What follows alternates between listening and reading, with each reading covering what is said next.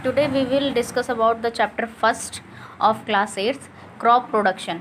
Crop क्या होता है? Group of plants which we plant in a certain field. जब हम एक किसी सर्टेन फील्ड में कुछ छोटे छोटे प्लांट्स को लगाते हैं तो वो हमारे क्रॉप कहलाते हैं.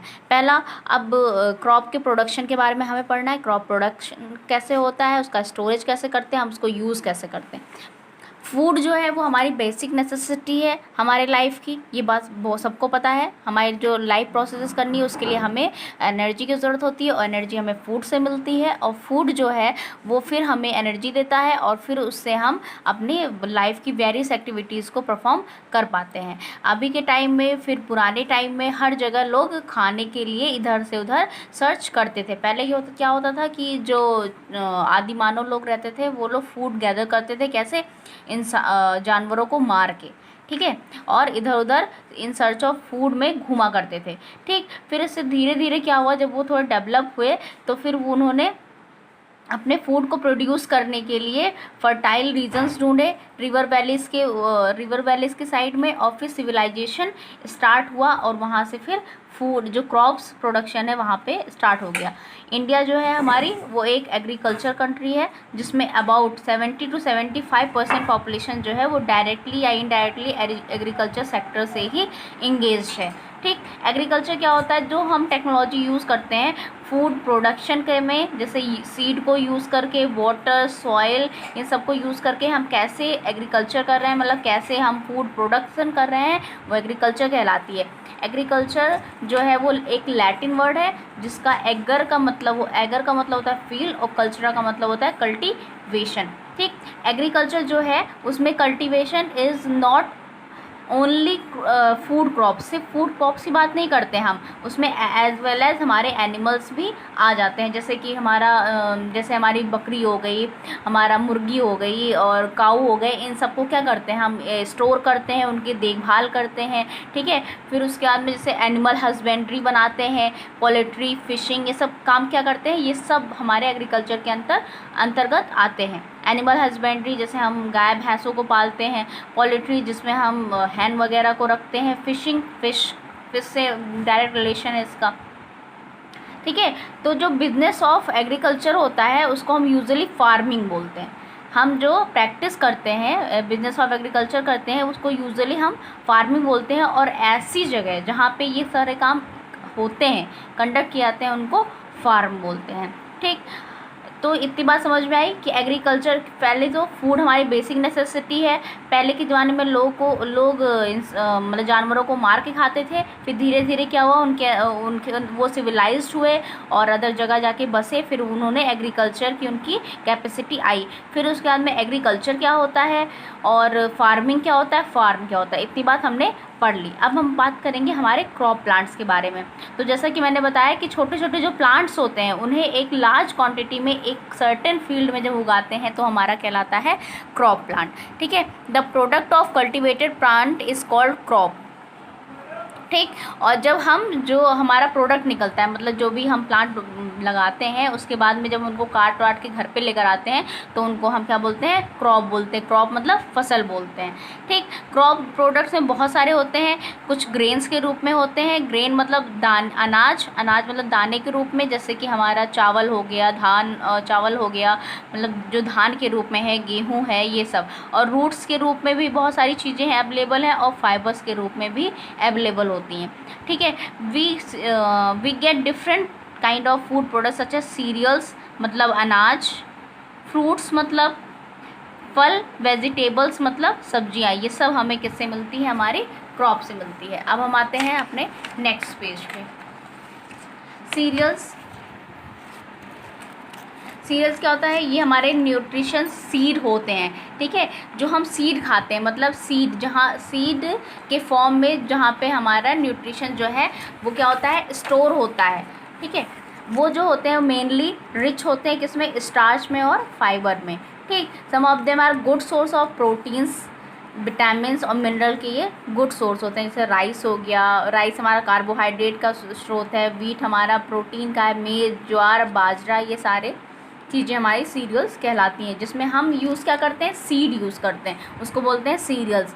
ठीक। फ्रूट्स में जो हम उनकी राइपेंड ओवरी को खाते हैं, मतलब एक फ्रूट है, ठीक है, हम मतलब कोई क्रॉप है, कोई प्लांट है, तो उसमें जो हम उसकी ओवरी जो है वो जो पक जाती है, राइपेंड हो जाती है, तो फिर वो एक सीड के रूप में मिलती है जिसको हम खा सकते हैं। जो हमारे एप्पल हो गया, मैंगो हो गया, चेरीज़ हो गया, बनाना, ये सब हमारे फ्रूट्स में आते हैं।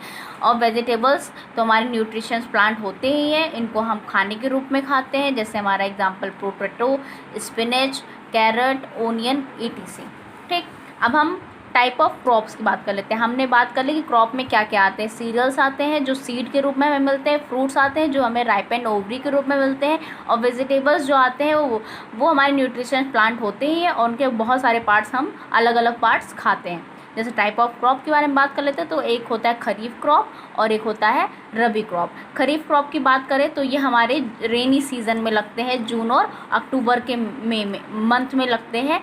और हार्वेस्ट कब के आते हैं, सितंबर और अक्टूबर में। इसमें क्या क्या आते हैं, राइस, मेज़, cotton, soybean, groundnut, pulses, etc।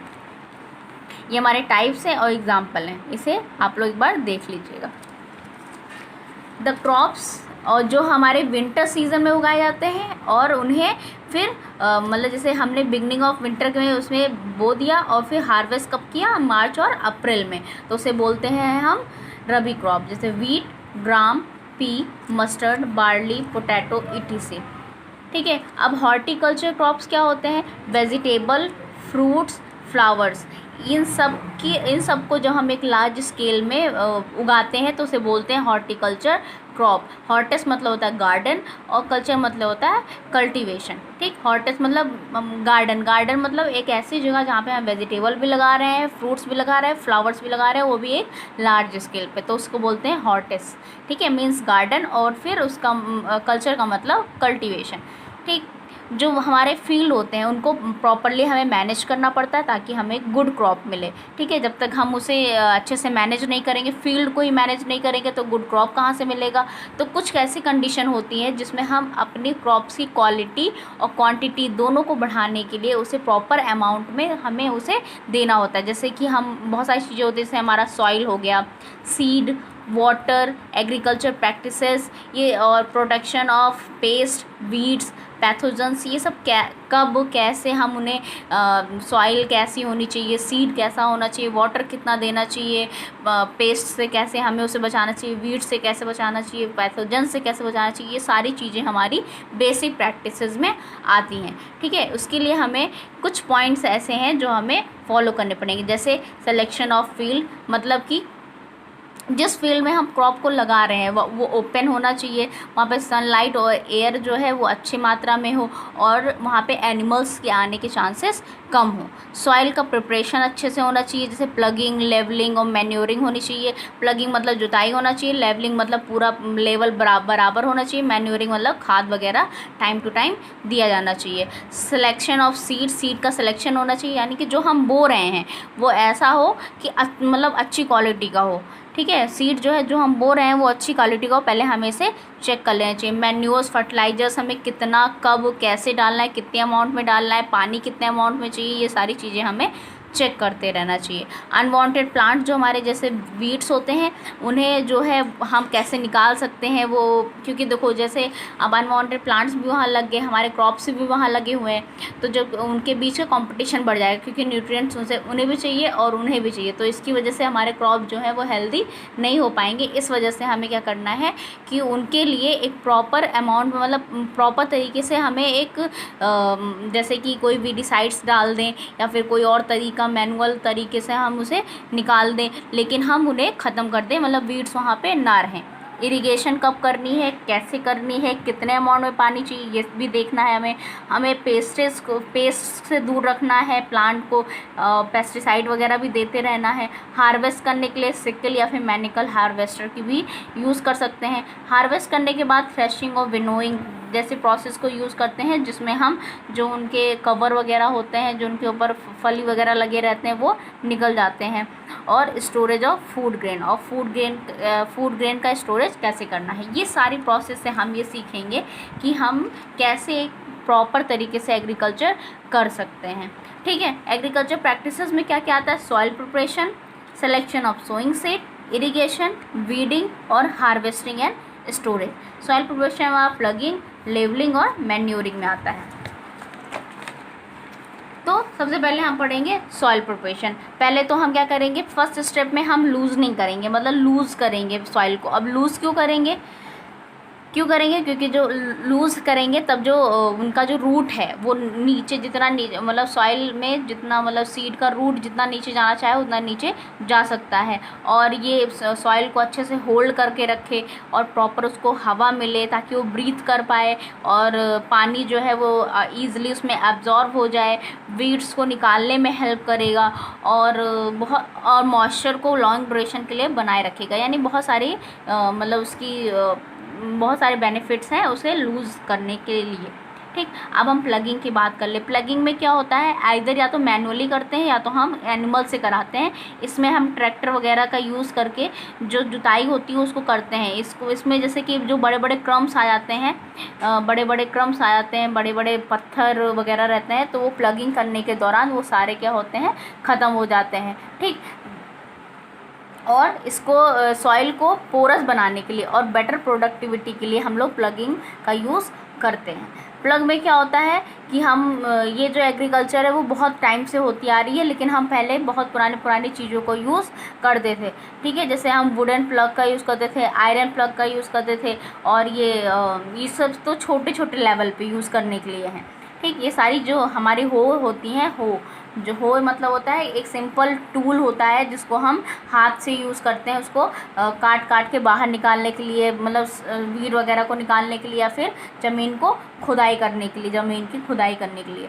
ठीक, कल्टीवेटर वगैरह यूज़ करते हैं जब हमें लार्ज फील्ड पर फ्लड करना होता है, तो हम कल्टीवेटर्स का यूज़ करते हैं, क्योंकि छोटे जगहों पे है तो हम इनका यूज़ कर लेंगे, पर बड़े जगहों पे हम इनका यूज़ नहीं कर सकते, क्योंकि यहाँ पे बहुत ज़्यादा टाइम खर्च होगा और बहुत ज़्यादा लेबर वर्क भी लगेगा। इस वजह से हम ट्रैक्टर का यूज़ करते हैं। ठीक है, इससे हमारी टाइम भी बचता है और हमारा लेबर भी बचता है।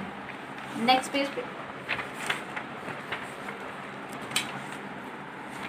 पेज पे आएंगे तो हम लेवलिंग करेंगे। फिर उसके बाद में जब जुताई हो गई है तो क्रम्स वगैरह ख़त्म हो गए हैं, लेकिन अब क्या करना है, उसको हमें लेवल अप कर देना है। यानी पूरा जो हमारा मिट्टी है उसका लेवल इक्वल होना चाहिए, ये नहीं कि कहीं ज़्यादा गहरा हो गया, कहीं उठ गया है, कैसे भी। तो हमें पूरी लेवलिंग अच्छे से करनी होती है। लेवलिंग क्यों करनी होती है, ताकि जो अपर लेयर ऑफ सॉइल है वो इरोजन से बचे, और जो वाटर लॉगिंग है, ठीक है, वो मतलब वाटर लॉगिंग है वो ख़त्म हो, और यूनिफॉर्म इरिगेशन हो, मतलब पानी जो है वो सब तक पहुंच पाए। फिर उसके बाद में हम मैन्योरिंग करेंगे। मैन्योर क्या होता है, हमारा ऑर्गेनिक सब्सटेंस होता है जो हम प्लांट और एनिमल वेस्ट से पाते हैं। जैसे प्लांट्स के जो एनिमल्स वेस्ट होते हैं, प्लांट से एनिमल वेस्ट होते हैं, जैसे काऊ डंग हुआ, यूरिन हुआ, प्लांट पार्ट्स हुए, वेजिटेबल और फ्रूट पील्स हुए, नाइट सॉइल हुआ, ये सब क्या होता है कि जो हमारे बैक्टीरिया वगैरह हैं ये सब उन्हें डिग्रेड कर देते हैं, डिकम्पोज करके एक कंपोजिट मैन्योर में चेंज कर देते हैं, और उसी मैन्योर को जो हम अवेलेबल करवाते हैं क्या कहते हैं फील्ड को, तो फिर वो वहाँ पे बहुत सारे न्यूट्रिएंट्स को बना देता है, और इससे क्या होता है कि जो क्रॉप है, एवरी क्रॉप जो है वो स्पेसिफिक न्यूट्रिएंट्स को पा लेती है, इसलिए हम यहाँ पे मैन्योरिंग करते हैं। ठीक है, अब इतना हमने आज पढ़ा है, फिर हम कल पढ़ेंगे यहाँ से selection of seed and sowing. Next video में हम selection of seed and sowing पढ़ेंगे।